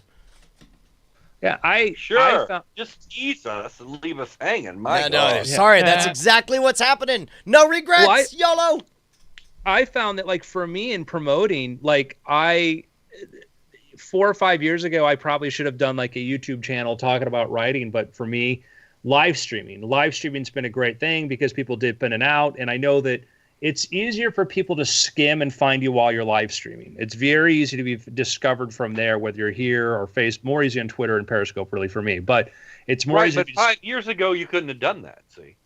Yeah, there was Justin.tv and other ways to do it, but I think that my audience that reads books and stuff weren't there. That's what I'm saying. Yeah. You couldn't have done it, not because they didn't have the technology, but because people weren't aware of it and looking for it and using it the way they are now. Yeah, it's they wouldn't have found you as easily because now it's become a thing, so people will find you. So yeah, I would say that something we did 6 years ago is where I had Justin do audio versions of my books that we distributed on iTunes as podcasts. I think that would work even better today because Audible's but that was to push the ebooks. I would say we would do that now and push a really well edited together Audible book, and I could see that thing that worked before could even work even better now because of where people are in their consumption. We push both. But it was home rolled audiobooks sold off our own site. But you did a great job of that. I mean, I leveraged, what did I have access to? I had somebody with a fantastic voice and said, okay, let me take advantage of that. And that was a way to reach a new audience. So yeah, I think these things change so much, and I don't know what works, and I'm always curious to figure out because where the markets are, but getting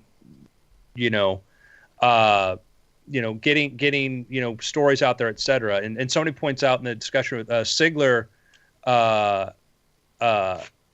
it says, I think Scott Sigler is reigning in how many free audiobooks he puts out. True, but look at where Scott's doing on Audible, how well his paid audiobooks are doing. Yeah. Because did you have Scott on the show? I don't think Scott has been. We're all buddies with Scott, though. I believe we always have Scott in our hearts, and that's that's the most important. Yeah, where Scott looked at where doing the audiobooks as a freebie was a way to build audience, but now there's such a huge Audible audience that now it's like, what makes Audible great is people get, if you're a subscriber, you get that automatic credit or a couple credits a month. So you're not trying to convince people to spend $5 or $15. They're spending that credit. And I think that, I've watched how often Scott's Earth Core comes up as a recommended to me, so it means it's got to be doing really well. And that shift from, hey, I'll give this away for free just to pull people in here, like, oh, now I'll bring in an amazing narrator and produce this really well is a really interesting shift. I think also for Scott, what changed is that was the easiest way. Serializing his books was the easiest way to bring an audience in to have a connection with him, and he's such a great personality that now he does a lot of other stuff. Like him and A will do podcasts breaking down, the plots of movies and stuff like that. And really that idea of, okay, here's this connection with me and my brain and my mind that you enjoyed, but maybe you read too fast for the idea of, something that's serialized. That was the idea that we had back when I was reading Andrew's books, was that we would serialize them as the podcast, but really that was just the baseline. Like, hey, if you can deal with the torture of listening to 15 minutes of this story, which ratchets up very fast and keeps going very, very quickly over the course of 2 months, or once it's over, a piecemeal through all these podcasts with all these ads, then fair enough. But we're going to bet that about halfway through, if not earlier, you're going to be like, oh, screw it. Here's my $2. I just want to read the rest of this now. Yep. Yeah. And that was prior to Amazon having the ACX program, which made it very easy for indies to get stuff onto Amazon. And what that is that anybody can go with the book to Audible and say, hey, I want to make an Audible version of this. And you can either you can submit, look for narrators and make a profit arrangement with them, or supply your own professionally produced tracks and do that. And that's been a wonderful, wonderful, wonderful thing. I just had my first audiobook come out that way. Oh, really? Which one's that? Yeah, it's a Wordfire anthology I did called Decision Points. It's a YA anthology. And it sold about 8,000 copies between paper and ebook, and now we have the audiobook version. And, other than mispronouncing a couple people's names, the guy did a pretty good job. Oh, that. It only matters if it's your name. Right. But there it is. And that's the cost of production on that is certainly higher than ebooks, but the getting it to that point is certainly... And the important thing is that even if it's not a huge market or as big a market as we foresee it being, it certainly is a new market. You're able to reach people who quite simply don't dedicate sit down, my eyes on these pages time. There's unused bandwidth during, dishes, chores, ferrying the kids all around and stuff, that all of a sudden you're able to get your books into a previously, untappable market. But yes, it's more expensive, but it's worth it. Kind of like mining in space. Yes, it's more expensive, but you're tapping into something that's simply not available anywhere else. Yeah. It was actually, but the coolest part for me was that one of my original stories in my space opera Davi Ree series was in there, and that's the first time I've had one of my original series done in audio. So I've had, tie-in stories done in audio, my X-Files story, but I've never had something that was completely made up by me done in audio, and that was cool. That's very cool. That's awesome. It's kind of a nice experience to get that. And that was the first time that had ever happened. So, that made it all the more exciting. How did it feel, Andrew, to hold an official Predator book in your hand and see your name in there? I had to look to find my name because it wasn't on the cover. But other than that, it was great.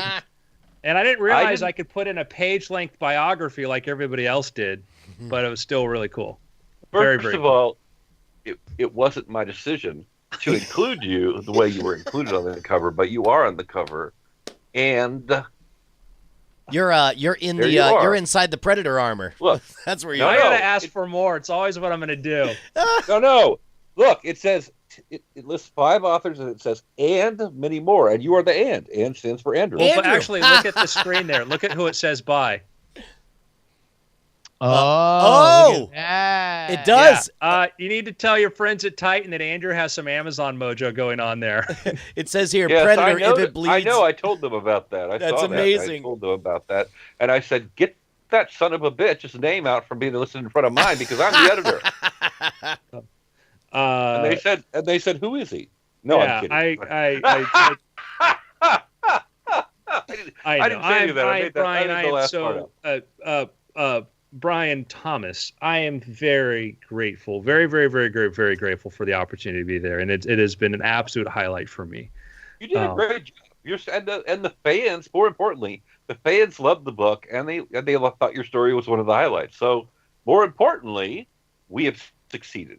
That's what matters. Yeah, I'm. Listen, anything else you can sign me up for? Let me know. Well, I'm working on a couple things, so we'll see what happens. I got meetings in New York all next week, so I'm going to New York Comic Con, and then I'll be doing meetings. So we'll see what happens. Oh, fantastic! Fantastic. The Home Alone anthology. Finally, Andrew can get all of his Kevin McAllister fan fiction out there. Because other kids get left home alone. Home Alone on Halloween. Let's do it with a twist. I'm there. I'm all for that.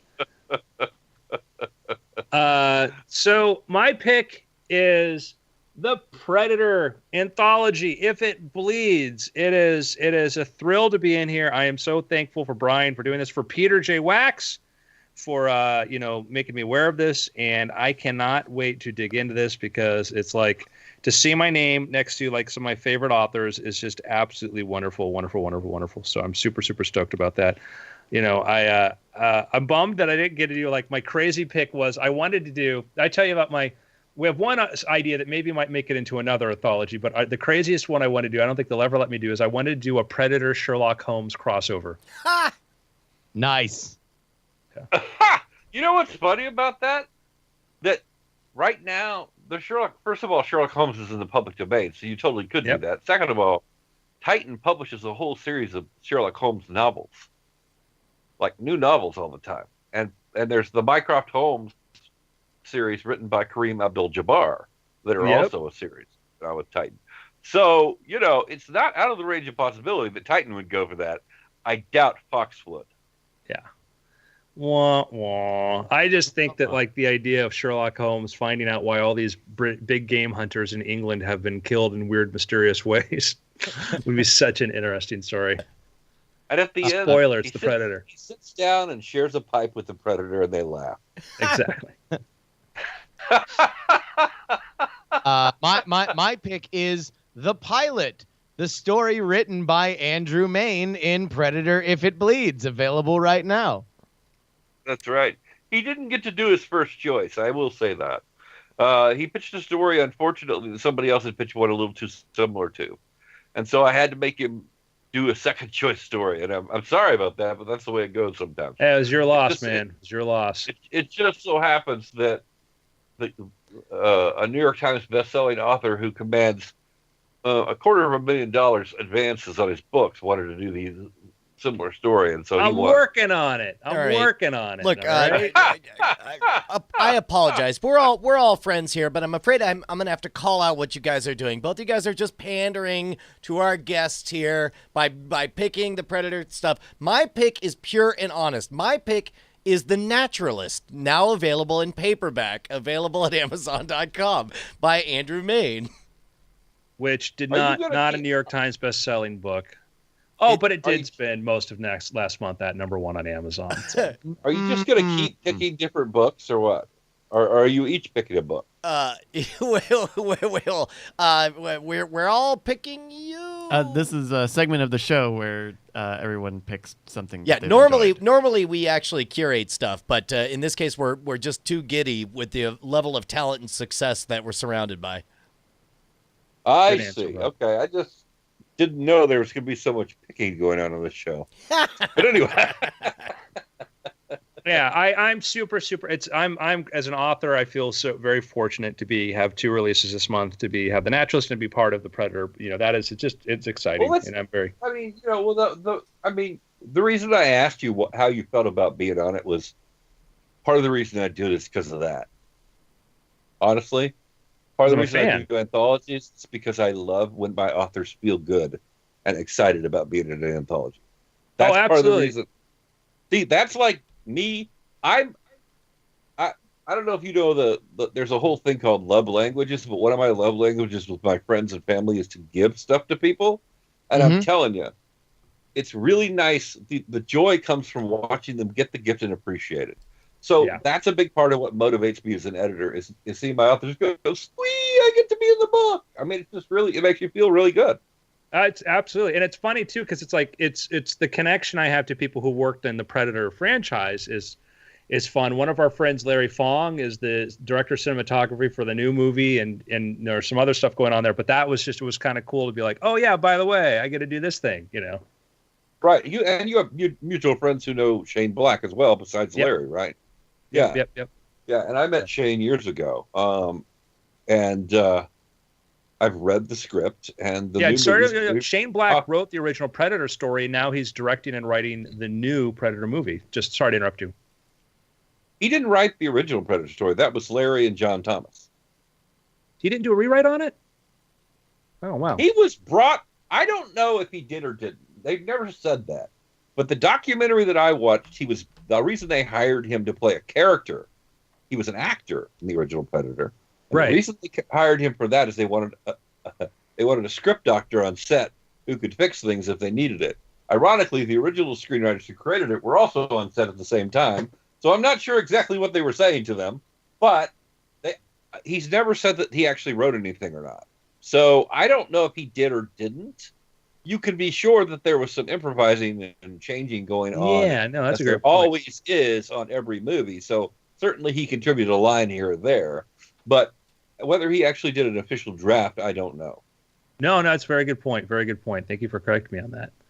Well, you're talking to a guy who had to become a kind of a bit of an expert on Predator to do this book. So I've watched everything I can find. I've read everything I can find. So that's my best recollection of the history. But there are all the time secret drafts that go on that people can't take credit for. So you never know. Yeah, no, I mean, it's been kind of an open secret that Shane contributed heavily to it, to what degree that he was. And part of the reason I've heard the rationale that why he was on set was so that he could be doing rewrites. And that gets into be a very, very sticky thing too, because often when you have a franchise like that, you get a powerful director like was it McTiernan, is that they tend to want to have somebody there to sort of do what they want to as far as writing and changing things. I've just been watching a lot of the behind the scenes for Blade Runner, Right, but what's interesting is that McTiernan really didn't have a whole lot of films under his belt when he did this. This was kind of his first big blockbuster thing. I can't remember if he came out of music videos or what, but I was watching the documentary. This was it was early in his career too. So yeah, they did have Joel Silver in particular, who certainly was a power broker at that point as the producer. Yeah. Definitely wanted Shane Black on set as a writer. But like I said, in all the interviews with Jim and John Thomas, who created Predator and wrote the original script for that and Predator 2, and with Shane Black, I've never heard him admit to writing anything, and I've never heard anybody else actually say Shane Black rewrote his stuff. Yeah, so, and how's the Velcro coming that you're pulling apart? It sounds like there's a lot of it.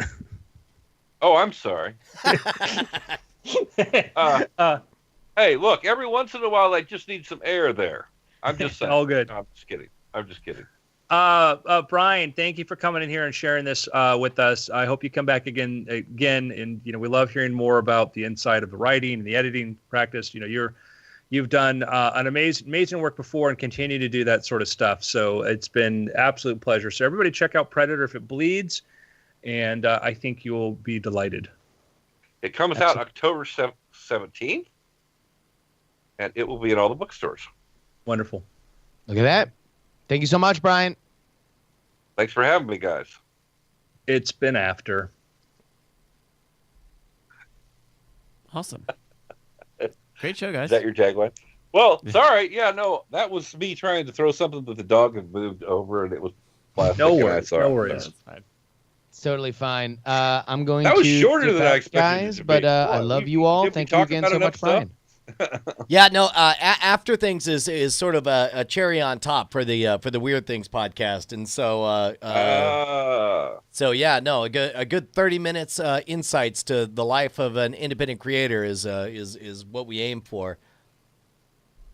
Okay, cool. Well, as Awesome. long as you got what you need, we're good. Yes, Awesome. thank you so much. Thank you again, Listen, Brian. everybody watching live, thank you very much for doing this. I've got to run. Brian, thank you. Justin, whatever. Oh, I didn't even realize this was live. I got you. Oh, yeah. Well, No, we're still live right now. People can see us. we're and live hear right us, now. Oh, Feel wow. us, smell Yep, us, yep. sense us, judge us. By the way, the chat asks you to come back again. Thank you for being on the show today, Daniel J. Newman says. Sweet. Thank you. I'll look forward to it. I got to run. Thank you all. All right, All right, we'll talk bye to you guys later. We Bye. love you. Bye. Bye. All right, and we'll also talk to you guys in a little bit for Court Killers. Check it out.